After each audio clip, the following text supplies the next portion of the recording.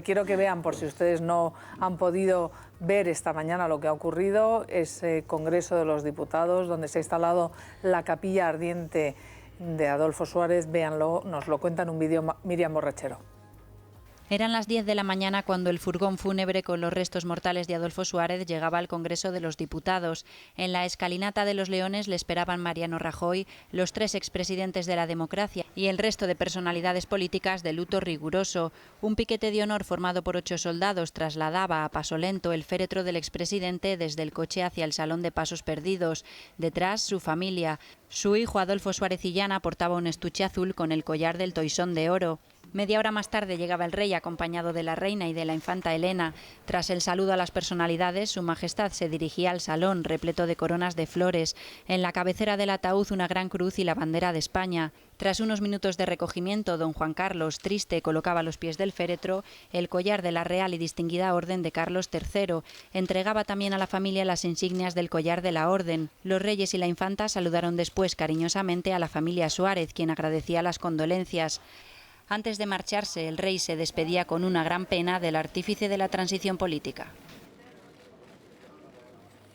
Bueno, pues eso es lo que estamos viendo ahora, esas colas de gente que quiere despedir, rendir homenaje a Adolfo Suárez. ¿Qué os parece a vosotros? Aparte de que haya alguna nota discordante de la que ya hablaremos, alguien que por ahí ha dicho que se le ha mantenido vivo, en fin. Vamos a ir por partes. ¿Qué os parece esto que estamos viviendo ahora, este momento donde todos están unidos a la hora de valorar la figura de un Suárez al cual pues se le ha denostado, se ha destruido incluso lo que él creó? Pues fíjate, además se ha destruido muy rápidamente. Yo lo único que les pediría es que la capilla ardiente dure un poquito más que la capilla ardiente física.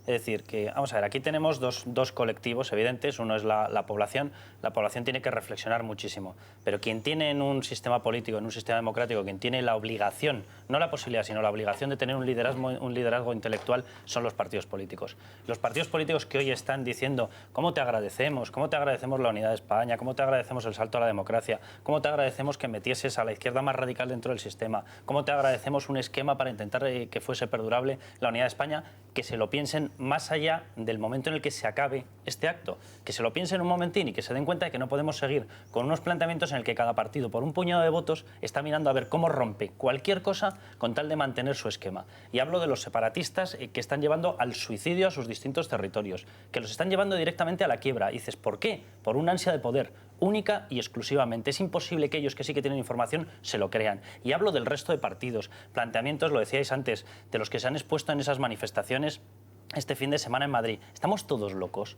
O sea, ¿de veras alguien se cree que en estos momentos la situación es como para montar la que se ha montado? Pero si en aquel momento la situación era muchísimo más dramática, con una crisis del petróleo brutal, golpeando España por todas partes, y hubo un punto de consenso. Pero ¿por qué ahora no se ponen de acuerdo en reducir el peso de la administración? En intentar que esto sea más fácil para todos, en no sobrecargar a las familias con impuestos, en intentar que no sea las personas para la administración, sino la administración para las personas. Eso no puede ser un punto de consenso entre todos los partidos. En salvar a España, no en salvarse a sí mismos y a sus partidos y a sus elecciones y a sus votantes y a sus... No, o sea, a España. Pero, o sea, salvar a España de todo lo que está pasando, juntos ver cómo los nacionalismos podemos atraerlos, cómo podemos a las víctimas del terrorismo, que hasta las hemos dividido. O sea, ¿pero qué es esto? Es que ya... es lo básico. Hoy decía Jaime González esta mañana, que me ha gustado mucho, he dicho, en España despedimos muy bien. Bueno, pues sí, despediremos muy bien, pero lo que hay que hacer ahora es intentar retomar todo aquello que ha sido tan importante para España. La crisis económica de entonces, los pactos de la Moncloa, es que era brutal, o sea, y ahora tenemos una crisis brutal. Oye, en vez de apuñalar a los policías en la calle, vamos a ver si nos ponemos de acuerdo en una mesa y ver qué es lo que le importa a España y a los españoles. Pero es que... No a fulanito, a menganito y a zutanito. Pero es que la diferencia fundamental está en que en 1976, 77, 78 los españoles teníamos una memoria muy clara de lo que era la no democracia, de lo que era la dictadura, de lo que era vivir sin libertades, y ahora no. Ahora hay ciertas personas que se han olvidado de lo que es vivir sin libertades y de lo que es romper este juguete tan costoso y tan maravilloso que es la democracia. Y quienes están promoviendo cosas como actos bárbaros y salvajes, como lo que se produjo el sábado en Madrid, con esos 1.500 desaforados destruyendo la ciudad y agrediendo salvajemente a la policía como no se había producido nunca desde el arranque de la democracia. Quienes hoy todavía no han condenado esos actos de violencia, y estoy hablando de Izquierda Unida, y estoy hablando del Partido Socialista, que no han tenido ni una palabra de condena hacia esa violencia. Quienes están justificando y quienes están alimentando la crispación brutal de la sociedad española, se están olvidando de que hay ciertas cosas que en la historia de España nos llevan a pensar que a lo mejor no es irreversible este modelo tan bonito del que disfrutamos. Quiero que veáis y no estoy pensando en el ejército, precisamente. En Izquierda Unida, desde Izquierda Unida, estamos recogiendo, y lo van a ir viendo aquí en este programa, las reacciones, los comentarios que está suscitando esa capilla ardiente, ahí a las puertas en el Congreso de los Diputados. Prácticamente todos los políticos están hablando, y quiero que vean lo que ha dicho Izquierda Unida esta mañana. José Luis Centella, junto con Cayo Lara, vean a la salida de de dar el pésame a la familia Suárez, vean la declaración que ha hecho a la prensa Izquierda Unida, o Izquierda Plural. ¿Cómo oímos en estos días hablar de consenso y de constitución cuando en agosto del 2011 hubo quien rompió el consenso constitucional? Consideramos que ese pacto constitucional hoy fue roto en aquel agosto de 2011, y hoy nuestro reconocimiento a la figura de Adolfo Suárez todavía cobra ese valor cuando otros que hoy alardean no lo cumplen. Bueno, ¿qué os parece? Vamos a ver.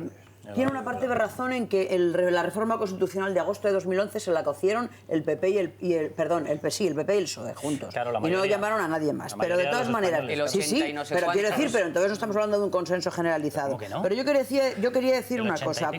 Cuando Carlos decía antes lo de que uno de los grandes méritos de Suárez había sido meter a la izquierda en el sistema, yo creo que para mí un grandísimo mérito fue también meter a la derecha y sobre todo a la ultraderecha, que no en todo caso muchos no se han debido marchar, pero en cualquier caso fue su gran mérito. El mérito fue de todos. Todos se dejaron pelos en la gatera. Es verdad que el consenso se ha magnificado, es extraordinario, ojalá se recuperara, pero que hubo momentos también mucho más duros que todo eso, que se primó. Veníamos de un cero democracia y al pasar a la democracia, lo decía Isabel, la distancia es muchísimo mayor que estar ya en la democracia y querer modificarla. Es decir, se notaba muchísimo más para los que vivimos aquellas fechas lo que era pasar de cero, de pasar de la mano férrea del franquismo a tener unas libertades, a votar, tal.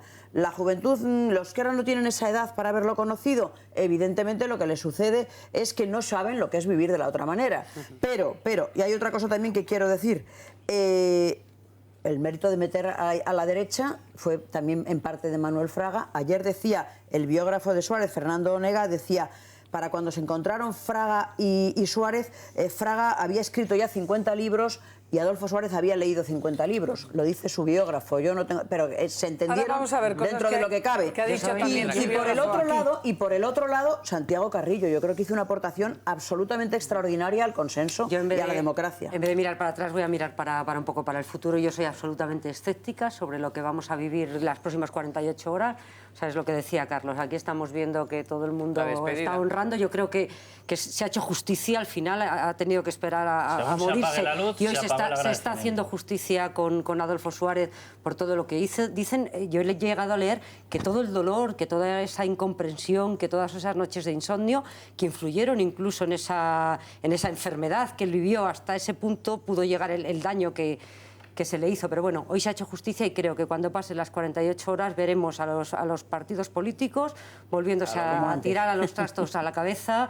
Yo qué sé, tenemos ahí pues ahora, ¿cuáles son los problemas de ahora? Pero si pues no han pasado 48 horas, hemos visto eso, te iba a decir. Nada más dar el pésame de trastos encima, o sea, echar la culpa de ruptura de consenso al Partido Popular y al Partido Socialista ante una reforma, cuidado, porque lo que están haciendo... Esto que han dicho ahora... No, pero lo exigíamos Lo exigía Bruselas para no convertirnos en Grecia.